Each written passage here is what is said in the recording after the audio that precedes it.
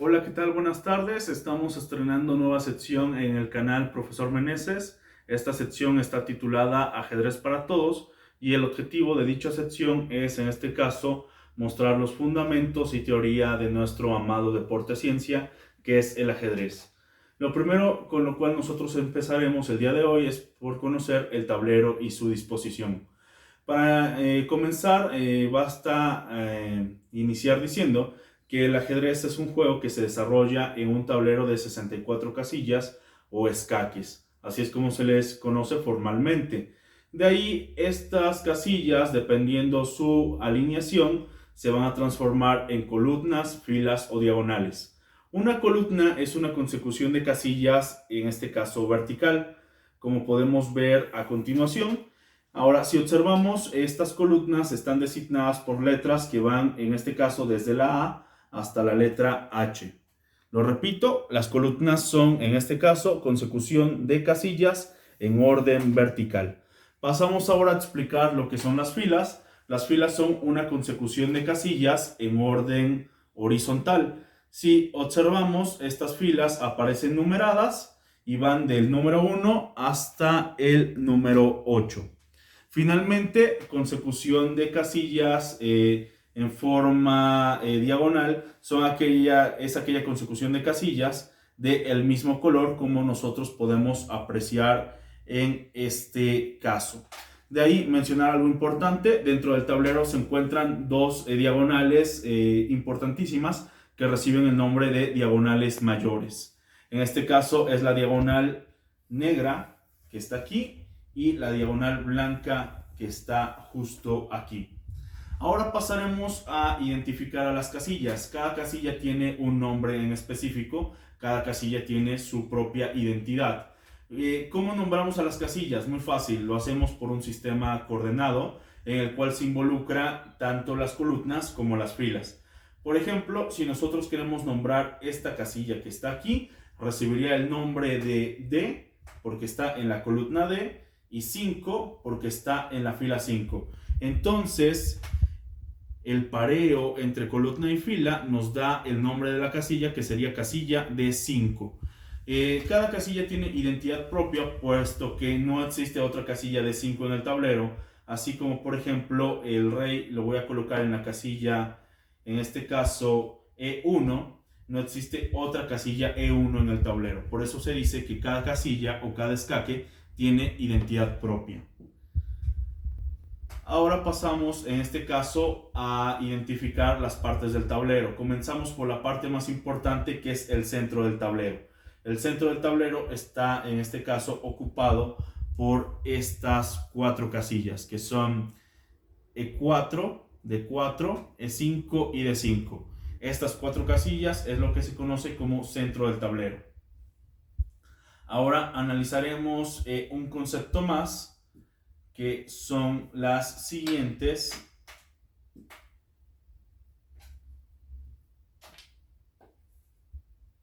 ...16 casillas.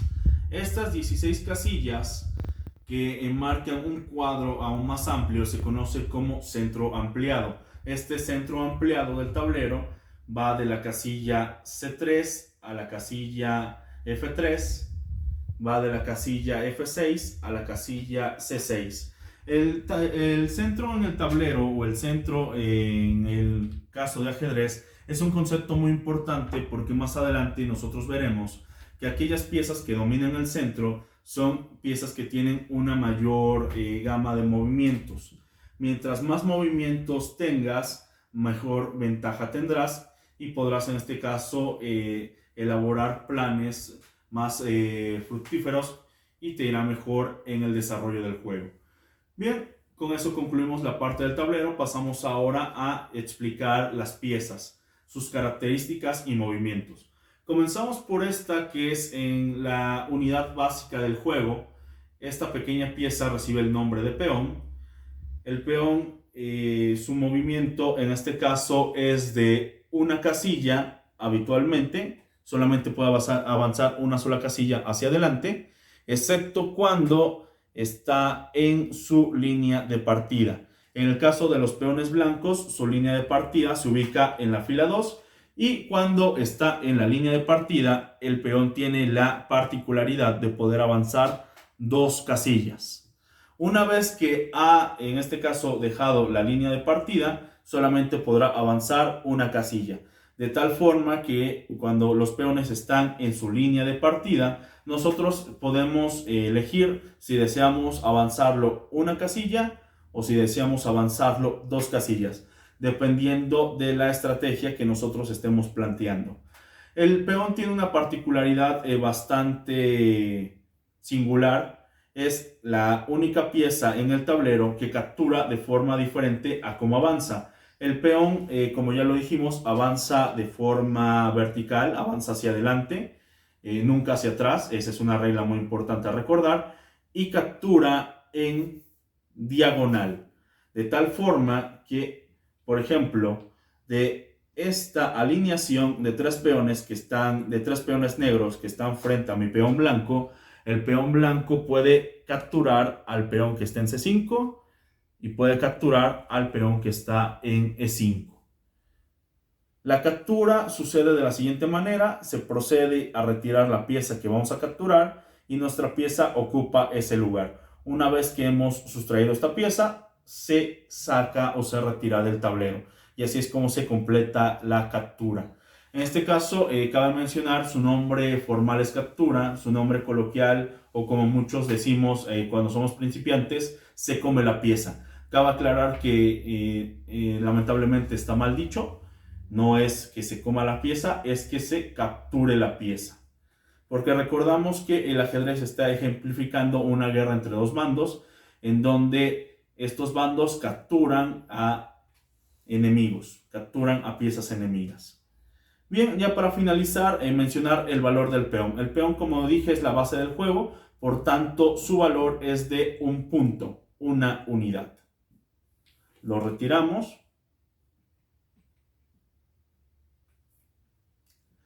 Y continuamos ahora con las llamadas piezas menores. La primera pieza menor que nosotros vamos a analizar en este caso es el alfil. Al comienzo de la partida nosotros tenemos 2 alfiles, uno de casillas blancas y uno de casillas negras. En el caso de los alfiles blancos, estos van a estar ubicados en las casillas C1, F1. En el caso de la pareja de alfiles negros, va a estar ubicada en las casillas C8 y F8. La particularidad de los alfiles es la siguiente: solamente pueden avanzar en diagonal las casillas que yo quiera, siempre y cuando no esté, en este caso, obstaculizada por una pieza propia o por una pieza enemiga. Vamos a explicar esto último. Tenemos nosotros a nuestro alfil situado en D3 mediante la siguiente posición, en la cual nosotros podemos ver que mi alfil, que está situado en D3, su movilidad es de D3 a B1, puede llegar a B1 sin problema. De D3 a F1 puede llegar a F1 sin problema. De D3 a A6 puede llegar a A6 sin problema. Sin embargo, si yo quisiera en este caso llevar a mi alfil blanco a la casilla H7, no me es posible. No me es posible porque lo está bloqueando una pieza, en este caso aliada. Lo está bloqueando el peón, por tanto, el alfil no puede ir hasta la casilla H7.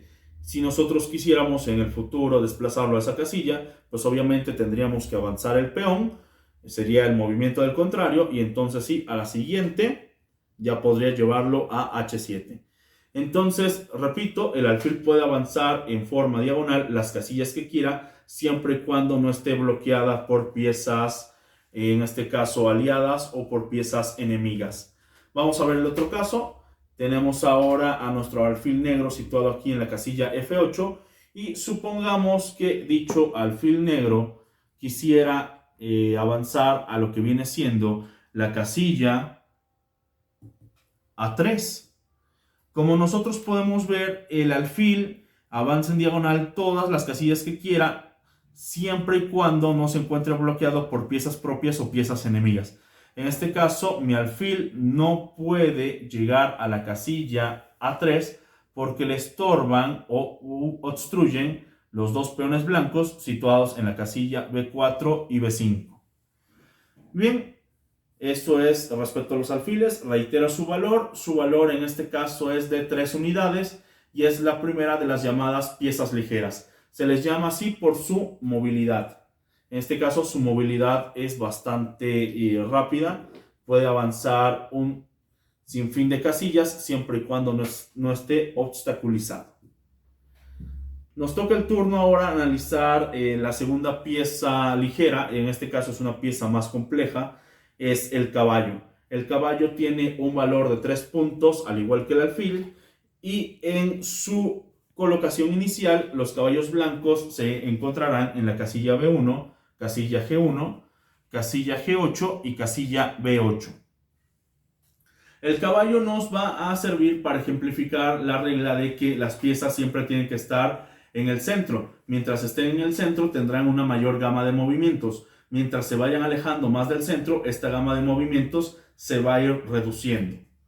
El caballo es una pieza muy especial porque él es la única pieza que puede brincar a todas las demás y avanza de forma particular. En este caso, avanza en forma de L. Nosotros tenemos a nuestro caballo situado aquí en lo que viene siendo la casilla E4 y este caballito puede avanzar hacia la siguiente casilla. ¿Cómo es el movimiento del caballo? Pues en este caso bastante sencillo. Nosotros lo avanzaremos 2 casillas hacia arriba y de ahí nosotros vamos en este caso a decidir si torcemos hacia la izquierda o si torcemos hacia la derecha. De tal forma que aquí sería la primera casilla a la que avanzaría el caballo, pasaría de E4 a lo que viene siendo la casilla D6 y esta es la segunda casilla a la cual podría llegar el caballo, pasaría de E4 a lo que viene siendo F6. De tal forma retiramos los peones que este movimiento sería de forma natural de esta manera. En este caso nosotros lo estamos haciendo marcado para que se pueda apreciar el movimiento de L. Ya en una partida normal, en una partida convencional, simplemente se hace con toda la naturalidad del mundo. Eso es en cuanto a arriba. El caballo también puede en este caso bajar, puede descender 2 escaques y de ahí decidir si va a torcerse hacia la izquierda o si va a torcerse hacia la derecha. De tal manera que ahora el caballo, como reiteramos, está en la casilla inicial E4, pero puede dar un salto y caer en la casilla D2, puede dar un salto y caer en la casilla F2. También el caballo se puede mover a las laterales. En este caso decidimos moverlo a la lateral derecha, donde llegar a este punto el caballo toma la decisión de si subir o bajar. De tal forma que el caballo puede ir a la casilla G5 o puede ir a la casilla G3. Y finalmente el último movimiento del caballo es desplazarse hacia la lateral izquierda, donde el caballo se desplazará 2 casillas y posteriormente decidirá si moverse hacia arriba o moverse hacia abajo. De tal forma que el caballo está en la casilla E4 y podría terminar en la casilla C5 o en la casilla C3. Finalmente vamos a explicar la importancia de lo que es situar una pieza en el centro, tomando al caballo como ejemplo. El caballo aquí en el centro del tablero, la casilla E4, como nosotros pudimos observar, tiene una gama de movimientos que le permite ir a 8 casillas diferentes. Casillas que en este caso han sido marcadas con nuestros peones. Ahora, ¿qué pasa cuando el caballo se comienza a aislar y se comienza a alejar del centro del tablero y se acerca más a los estrechos del tablero? El caballo en una de las bandas, y en este caso cabe mencionar que las bandas son el marco del tablero, está constituida, las bandas están constituidas por lo que viene siendo fila 1, fila 8, columna A y columna H, es decir, el marco del tablero se conoce como banda del tablero. Entonces, cuando el caballo se retira a una de las bandas del tablero, su movilidad se ve reducida en un 50%. Sus movimientos pasan solamente a la mitad. De 8 movimientos que tenía, ahora solamente tiene 4 movimientos disponibles que están ejemplificados con estos 4 peones. De nuevo, mi caballo está situado en la casilla H4 y puede ir solamente a G6, F5, F3 y G2. Y el caso más crítico, cuando el caballo es relegado a una de las cuatro esquinas. Cuando el caballo es relegado a una de las cuatro esquinas, en comparación a cuando es, en este caso, mandado a los estrechos o márgenes del tablero, de nuevo su movilidad se reduce a la mitad y aquí solamente puede ir a dos casillas, ejemplificadas con estos dos peones. De tal forma que mi caballo está en la casilla H1 y solamente puede ir a G3 y a F2. De tal forma que una de las máximas de nuestro juego ciencia es que las piezas siempre tienen que estar en el centro o con vistas de desarrollarse hacia el centro, ya sea que estén en el centro del tablero o en el centro extendido del tablero. Es lo que nosotros estamos buscando. ¿Por qué? El caballo nos lo acaba de demostrar. Mientras más centralizada esté tu pieza, en este caso más gama de movimientos vas a tener. El caballo comienza con 8 movimientos, pasa a 4 movimientos y termina con 2 movimientos. Lo que nosotros buscamos es que nuestras piezas siempre estén con la mayor posibilidad de movimientos posibles, de tal forma que mientras más movimientos tenga yo, mucho mejor, porque eso me va a permitir generar planes más elaborados, me va a permitir atacar mejor y defender mejor. Bien, con eso terminamos lo que vienen siendo las piezas ligeras, que son los caballos. Pasamos ahora a las llamadas piezas pesadas. La primera de estas piezas pesadas es, en este caso, la torre. La torre tiene un valor de 5 puntos y se ubica en las esquinas del tablero, de tal forma que la torre blanca tú la vas a encontrar en la casilla A1 y H1, la torre negra la vas a encontrar en la casilla A8 y H8. La torre en este caso se mueve de forma horizontal, las casillas que quieras, y se mueve de forma vertical, las casillas que quieras. En este caso puede avanzar tanto hacia arriba como hacia abajo, hacia la derecha o hacia la izquierda. Por esta movilidad, en este caso horizontal y vertical, se le llama pieza pesada porque es una movilidad, en este caso, bastante lenta, a diferencia del alfil y el caballo, que tienen una movilidad, en este caso, un poco más rápida. Bien, de ahí cabe mencionar que también, al igual que el alfil, la torre puede en este caso moverse las casillas que quiera, siempre y cuando no sea obstaculizada por alguna pieza aliada o enemiga.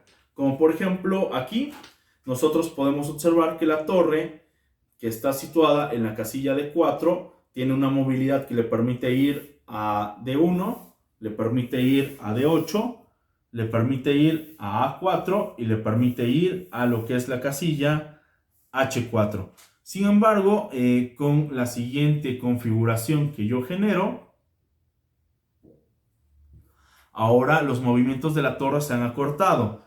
Anteriormente podía ir a D8, ahora ya no puede ir y solamente llega hasta lo que es la casilla D5 porque lo obstruye una pieza propia. La torre anteriormente podía ir a la casilla H, en este caso H4, ahora ya no puede ir hasta H4, solamente puede ir a lo que es la casilla E4 o capturar el peón que está en F4 y hasta ahí llega el rango de alcance de mi torre. Entonces, muy importante, si no hay piezas que la obstruyan, puede moverse las casillas que quiera a lo largo del tablero, y si hay piezas que lo obstruyan, pues entonces estas piezas van a marcar hasta dónde puede llegar mi torre, van a marcar los límites de su movilidad. Bien, entonces hemos visto ya lo que viene siendo la torre, que es nuestra primera pieza pesada. Recordemos, su valor es de 5 puntos. Y cerramos las piezas pesadas. La pieza pesada que vamos a analizar ahora es la dama del tablero. La dama del tablero se ubica, en el caso de las blancas, en la casilla D1, en el caso de las negras, en la casilla de 8. Una particularidad para identificar, en este caso, que se han colocado bien las damas, es que cada dama va en su color. Si nosotros observamos la dama blanca, que va en la casilla de 1, curiosamente va en un escaque blanco. La dama negra, que va en la casilla de 8, curiosamente también va en un escaque negro. Las damas tienen una movilidad increíble. A pesar de ser llamada pieza pesada por su valor, que es de 10 puntos, la dama puede moverse de forma, en este caso, horizontal, las casillas que quiera, vertical, las casillas que quiera, ya sea abajo, arriba, izquierda, derecha, y diagonal, las casillas que yo quiera. Dato importantísimo, la dama en el centro del tablero alcanza un máximo de movilidad de 27 casillas o escaques. A diferencia de la torre, que esta solamente alcanza, sin importar en qué parte del tablero esté, 15 casillas, la dama casi duplica esa movilidad. Entonces, la dama es la pieza con valor numérico más, es la pieza que tiene un valor numérico más alto del tablero, es la pieza con mayor movilidad del tablero y es una de las piezas más importantes, es la segunda pieza más importante en el tablero. En este caso, esa importancia se le da por su misma movilidad. Al igual que las otras piezas, la dama puede en este caso avanzar las casillas que quiera, siempre y cuando no se vea obstaculizada por piezas rivales o piezas propias. La dama negra, en este caso, hace un momento veíamos que está situada en la casilla de 5 y podía llegar a la casilla de 1. Ahora ya no. Al estar esta pareja de peones, solamente puede llegar a lo que es la casilla de 4 y, si así lo decide, capturar al peón de la casilla de 3 y hasta ahí. En el caso de lo que es su pieza propia, anteriormente la dama podía ir a lo que es la casilla, en este caso H5, pero ahora simplemente la dama solamente se conforma con ir a la casilla F5, es decir, solamente puede avanzar 2 escaques hacia la derecha porque la torre le interrumpe el paso. Bien, y con ello hemos analizado a nuestra última pieza pesada, que es en este caso la dama del tablero. Repito, su valor es de 10 puntos, por tanto podemos comenzar a hacer cuentas. Una dama equivale a 2 torres. Recordemos que cada torre vale, en este caso, 5 puntos. Una dama equivale a 2 caballos, un alfil y un peón. Recordemos que cada una de estas 3 piezas ligeras vale 3 puntos, 3, 6, 9 y un punto 10. Evidentemente esto se puede alternar, puede valer 2 alfiles, un caballo y un peón, que nos sumarían los 10 puntos que equivale la dama. Entonces, así de importante es la dama. Como podemos ver, su valor numérico engloba el valor de 2 o más piezas de las que yo tengo conmigo. Es muy importante en este caso la dama en el tablero, tanto así que una de las máximas del ajedrez nos dice que se nos recomienda sacar la dama después de la 10ª jugada, o nos prohíbe de alguna forma sacar la dama antes de la 10ª jugada. ¿Por qué? Porque si nosotros sacamos la dama precipitadamente, corremos el riesgo de perderla en el inicio de la partida, lo cual vendría a nosotros a hacer una debacle bastante fuerte, en la cual podría desencadenarse la pérdida casi inmediata de la partida. Y llegamos al final de nuestro recorrido. La última pieza a analizar es el rey del tablero.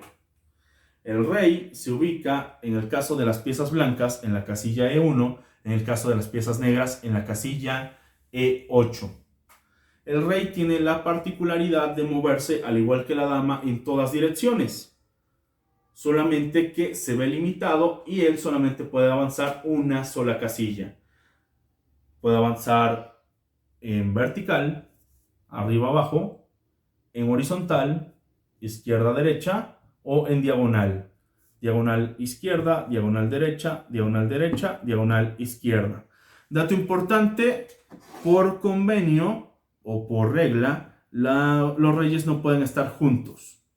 esto en este caso es ilegal. Siempre tiene que haber una casilla de separación entre ellos. Digámoslo así, son como dos polos iguales que magnéticamente se repelen y yo no los puedo juntar, y eso queda expresado por esta casilla que los separa. Bien, para terminar vamos a ordenar las piezas en el tablero para ver su colocación. Primero que nada, vamos a comenzar por ordenar a los peones. Como les decía, los peones parten de su línea de salida. En el caso de las piezas blancas se ubican en la fila 2. En el caso de las piezas negras se ubican en la fila 7. Esto válido únicamente para aquellos tableros que tengan la connotación, que estén en este caso marcados con las columnas que son letras y con las filas que son números. Bien, ahora procedemos de los estrechos hacia el centro del tablero. En las esquinas, como habíamos mencionado, van las torres. Posteriormente, junto a las torres va la pareja de caballos. A la pareja de caballos en este caso sigue la pareja de alfiles.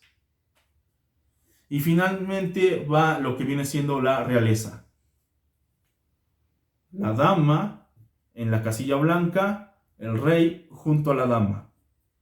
La dama en la casilla negra, el rey junto a la dama. Y esta es la disposición inicial del tablero, la disposición correcta en la cual nosotros, en este caso, vemos las piezas.